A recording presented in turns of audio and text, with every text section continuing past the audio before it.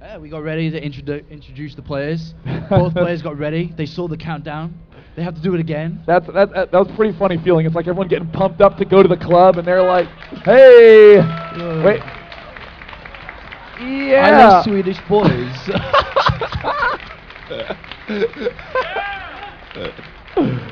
Oh, funny to think that there's a Peruvian and a Korean in the game. He just has the shirt that's like, no, I love them. I just love Swedish I'm boys. so glad I was able to bring this shirt to the event to let everyone know. Here's the good luck to have fun in the good game. Let's go into game one, attempt number 2. If you would like the Korean hero OGSTop to win, give a cheer for OGSTop. And please make equal or more noise for Fenix.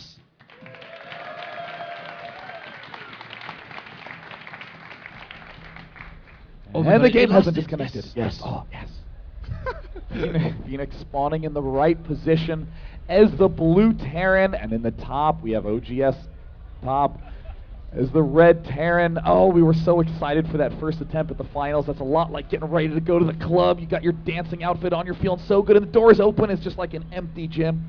You're like, wait a minute. I guess I went to my high school instead of to the club. There's one 28-year-old sitting there dancing by himself, and you're like, oh, this is a really bad place. Why did I come here? But fortunately, we have gotten the regame go, and we are on Scrap Station, a very odd map for Terran versus Terran due to these extremely close positions. Players love tanks, they love Marines and Marauders, but on this map, there's really only this center vein as a good opportunity to do any sort of pushing. So players do a lot of dropping with medevacs, they do a lot of runaround action with mobile units like Banshees. It's going to be a very, very unusual TVT. Yeah, and every map we've seen, we always see Banshees almost in every game, in every matchup we've seen with Terran so far. And this map just emphasizes that even more because of the distances you have to travel and the small pathway you pointed out. Air is just a lot more viable to do harassment. And OGSTop has been on top of his game throughout the entire tournament, and we'll have to see how he does against Fenix. But on the same level, Fenix has been showing us some fantastic play, and this is, even though it is third for fourth place game, this is not going to be a very low skill game. This is going to be extremely high skill, and this could have technically even been the finals. Absolutely, both these players so talented, and this will be the first best of 5 that we will be seeing today. No matter what the results of this tournament, we will be going to the Dream Arena Extreme after this to have the finals occur at 5 p.m. It's currently 3 right now. Plenty of time for these Terran versus Terrans to run their course. Best of 3, you never know how long this Terran versus Terran can go on, but the way we've seen them today, they've been short, exciting, entertaining games, and the tech lab, once again, for Fenix, has been constructed. It is there, and we compare it over into OGSTop space. He loves to get a couple of Marines first. Now, one thing that's very unusual about Fenix is that even on a map like Scrap Station, he does favor getting the very early Reaper. He can shut down any sort of Hellion movement. In particular, he can hang out at this Xel'Naga watchtower and control it absolutely. There's almost no way that Top can regain control of it himself. So it's a little bit unusual because oftentimes there's not a good way to transition out of this. But of course, Fenix has been doing this exact style for so many months. It looks like he's just going for a 1-Rax expand, maybe? No, I don't know. Yes, he is. He's trying to play around with his mind. He is going to go and expand, and the Reaper will get this SCV off. But the reason why he went down there and confuses a little bit is he wanted to think, wanted OGSTop to think that he was moving forward with a second SCV, and then decided to pull back once out of range to put the command center down. But I don't think OGSTop will fall for anything like that. He is building a couple more Marines just in case, though. Second refinery has been put down for both players. And will we see the starport come out? It looks like starport is going to come down for OGSTop. Looks like we do have this SCV from Fenix hanging out at the front of the base. That Reaper is swinging around to the right side. More Mariners and Factory getting all the appropriate add-ons. Here are the Marines trying to do a little bit of damage. Fenix is just going to pop right back off. Doesn't care to get too much information, just wants to make sure that he can keep that Reaper alive, and he will be returning back to the Xel'Naga watchtower. Fenix, in the meantime, getting a very fast Factory, not going for the usual barracks defense. Yeah, this is pretty interesting, actually. I mean, we talked about how players like to get the Banshees in this game, and what OGSTop has been doing, he goes for this tank first, just in case there are any pushes that he can use it to defend with, and then he likes to go for a Banshee, but no, he's actually getting a Medivac out, and it looks like, because I think he might be suspecting Fenix to go for a fast expand build, so it looks like he's going to counter this with a tank and a Medivac. Very cool build order coming out from OGSTop. Very popular to do the medevac marine tank push. You have a lot of units at the outset. It looks like, yes, he will be going for that push and has even swapped the factory over, getting another tech lab so that way he can begin the Banshee production right away, or perhaps do absolutely nothing and just have an abandoned add-on. No, there's the Banshee coming up. And it looks like Marauder's now swinging forward, does manage to pick off that one Reaper. Fenix really desperately wants to control that Xel'Naga watchtower, but he's going to be in for a surprise. Uh-oh, there's the push. Fenix, oh no, losing both of those Marauders. He has almost nothing there in his main to defend. OGSTop might sprint out to a very easy first win. I mean, with this medevac here, it's going to be extremely hard for him to do anything. He's trying to make another Marauder, but it's taken a while. It's only halfway done, and there is one Marauder on the ramp, and that is it. A Hellion being forced to make because he needs units out. And uh-oh, this Marauder runs. Oh, you're in trouble, dude. You got to move. SCVs all being pulled off as well. Making Vikings because he just does not have enough capacity to make other units, but doing a good job using the long range of those Marauders. I wouldn't have thought that Fenix could hold this attack off, but oh, some nice load, unload micro going on there. One of those does end up falling. There are the two Vikings out to pick off that medevac, maybe, but Fenix is still in a lot of trouble. One of the Vikings does fall. There are the remainder of the ground forces. He does kill the medevac. The SCVs come. Fenix lands, and in a miracle defense, he's managed to stay alive. But wow, 41 food versus 21 food for top. He manages to clean it out, but Fenix, looking at the supply count, has been knocked down to 17 SCVs compared to 29, almost double, and that's not looking good, especially because OGSTop has a command center out now, ready to be lifted down to his natural. There's the Viking coming out right now for OGSTop, continuing to make tanks, getting all the add-ons that he wants. Add-ons, even though they are vital structures, they do take so long to build that they generally are a risk. So by doing that push, Top bought himself so much time. Look at all the construction going on in his base as he gets all the necessary structures. And these Vikings, I don't know if they can do too much. He's building a third one as well. Obviously, they're going to be extremely key when you have a Viking tank wars. There are no tanks from OGSTop at all. I mean, these kind of seem a little bit wasteful, especially because he should be concentrating on trying to get back into the game. On the other hand, though, the expansion for OGSTop is on its way down to the natural, and he doesn't really have to do anything in this position. Obviously, we always hear it that as soon as you're ahead or starting to build a decent lead, you don't need to go and attack to try and finish it as soon as possible, because you can just lose your lead as easily as you gained it. You just need to stay calm and keep macroing away. We've seen that so many times in this tournament. A player who gets a huge early lead just plays passively and then wins about 5 or 6 minutes later. That's when that economic lead has had a long time to extend. We're even seeing that what used to be a 20 food difference is slowly chipping up to 22 and 25. So whenever we do see this push come out from top, it will be 6 production units worth of buildings. 4 barracks, 1 factory, 1 starport, all rallied together. Fenix going to try to get any advantage he can, picking off these air units, but point defense drone doing a good bit of help to keep that Viking alive. But man, look at this, only 3 unit producing structures for Fenix. Well, that Viking war was actually really cool because, I mean, there was 4 Vikings versus 2, but because of that point defense drone, it was actually just a 1-1 trade, 1 Viking for another Viking, and now, oh no, Fenix, be careful, Fenix!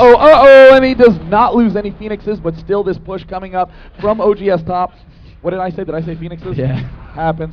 Fenix did not lose any of himself there in that battle, but no, he didn't end up losing any Vikings as well. Gosh, that point defense drone lasts forever. It does last forever, and it's got so much energy, just tanking away. That Viking kills 2 in a really battle that he shouldn't have won. And oh no, Fenix, you're in trouble, man. This bunker's trying to go up, but he hasn't even got stim on these Marauders, and as well, and he doesn't even have shells at all.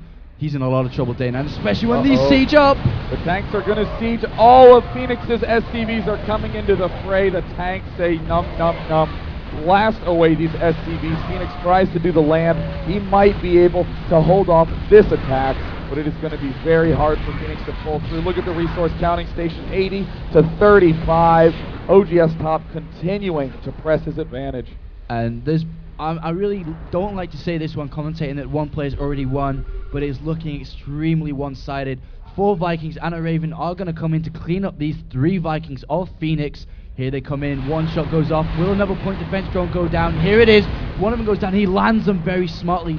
Does that, and he can't do anything to them because if he does land himself, there are Marines, and oh my god, he's actually going to do this.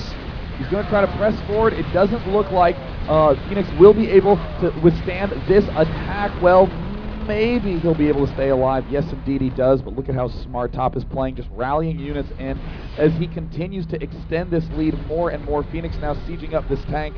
Top might not even care. He might just continue to sprint into this hill attack. And here we are, he decides to push out actually. When that scan, he sees the siege tank on there with siege mode and like, alright, well, now you've got siege mode. It's a little bit harder for me to push onto you because you will do a lot of damage before I get close enough. So he's just going to go back. It wouldn't surprise me if he decided to even take a third. He's just so far ahead. 99 food now to 53 of Fenix. Unfortunately, he's fallen a little behind. But Fenix is getting a couple more barracks up. Both with reactors. Going to see a lot of Marines being pumped out. I am still so disappointed to see him not getting the combat shield upgrade repeatedly in this tournament. That has come back to haunt him again and again and again. Looks like the SCV is now retreating. I'm honestly curious if it's because he is on a different install of Starcraft 2 instead of the Spanish version. That could possibly have changed one of his hotkeys or so, because he is so methodical about getting that combat shield there. He is picking off one of those Ravens, and I'm a little surprised to see OGSTop go for this factory instead of for a third. And using the Vikings to scout exactly what's going on, knows how many production facilities he does have, and all these units. OGSTop has so many Marines and tanks. He might just bust through these rocks actually day 9 and just go and kill him, because there is so much there, especially because he has more Vikings than Fenix does also, so he's going to have the sight range difference.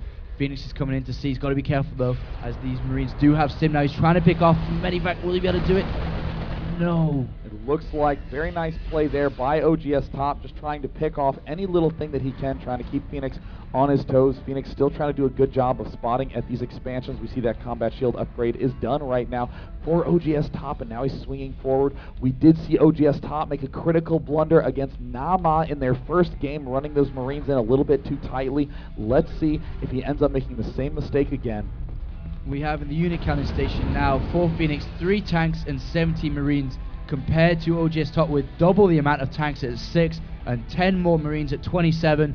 With the combat shield though, as you were saying, and Stim. Oh, big hit by that tank, and here he comes in. Oh, and it looks like he's going to lose the drop at the top, and there are the tanks doing a lot of damage. Fenix trying to micro back, does manage to pick off a majority of those Marines, but he is waiting for the Stim to run out. Those Vikings did a great job killing that for Fenix. Where the tanks do siege, it's going to have to be a really amazing micro feat for Fenix to pick all these off, and it looks like Fenix defends again amazingly enough. How is he doing this? OGSTop just is sitting on 2 base, right? Alright, I'm just going to go kill you. And then he fails, and then he tries again and fails. Somehow Fenix is still in this. Did lose a good amount of SCVs though, down to 30 SCVs to 68. Slowly but surely that OGSTop will keep pushing his advantage. Now, I don't know if he's going to go for another attack. He may do, because there is no SCV out here to try and get a 3rd expansion at all. He's just going to try and push once more against Fenix. Looks like we have a couple more Vikings trying to find any medevacs at all. Fenix is kind of forced to have only Marauders remaining after those tanks rip through the Marines, so he knows that if he can keep the medevac count down as well, then he might be able to continue to push. But Fenix is just pulling off the impossible again and again, and it looks like we're having a little bit calmer of an advance by OGSTop.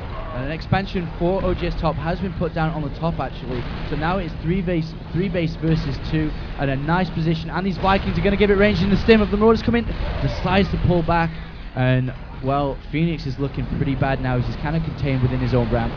And it looks like there's the re-siege by OGSTop, advancing forward. The Marines tend to dart in, and there all the Marauders get annihilated by that Marine count, and OGSTop finally closes out the game.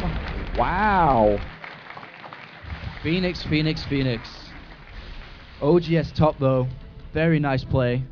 Yeah, I mean, I'm impressed at the ability of OGSTop to take that early lead and to keep pressing, but I'm kind of surprised that it took so long for Top to win. Fenix really having tremendous resilience in that game. That's the thing with Terran versus Terran, is that SCVs are so useful that, I mean, you do lose a lot, but you can manage to survive attack after attack just by pulling SCVs off, losing 5 to 6 SCVs and tanking a lot of damage while your units make up that difference, and then you actually are able to survive. Fenix